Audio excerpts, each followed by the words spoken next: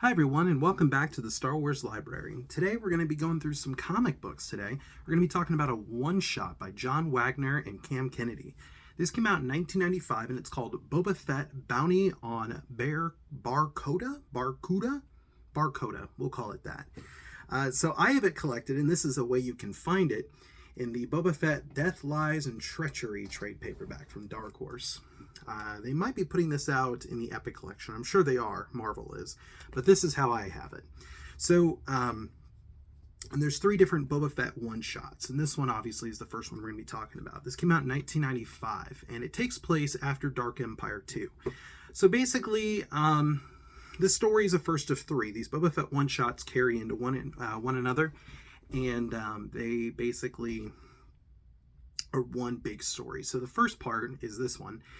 And Gorga the Hutt falls in love with another Hutt. And he's like, I'm going to find out who she is, and I want to woo her and get her dad's approval. It's like the old days, you know, of like, sir, I want to marry your daughter. And so he's basically like not trying to woo her. He's trying to woo her dad. So, so basically there's this pirate, captain named Bar-Koda, who is a pain in this Hutt's dad's backside. And so this Hutt, Gorga, says, oh, tell you what, I will hire a bounty hunter and I'll take care of it for you, buddy. I'll get the bounty hunter to take that person out for you, or to, bring him in for you.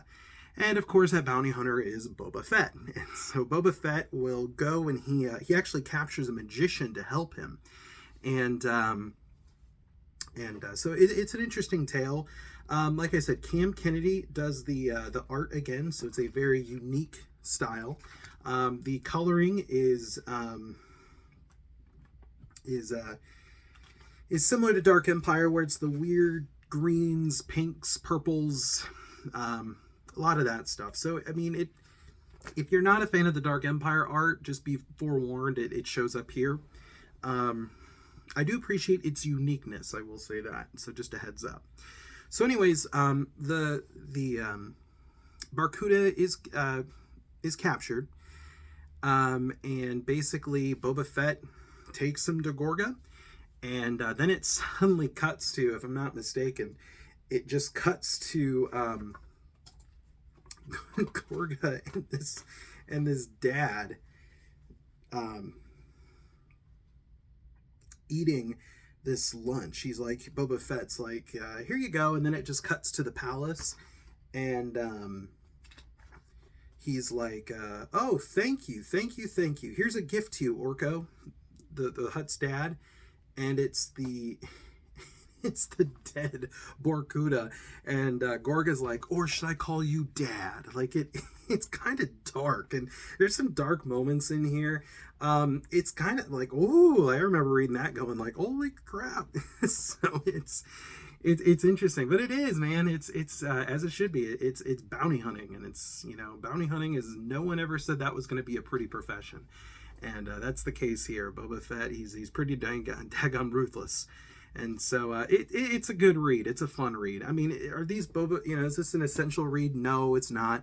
But it's more Boba Fett, it's interesting too. Like, this is really early on in the expanding universe.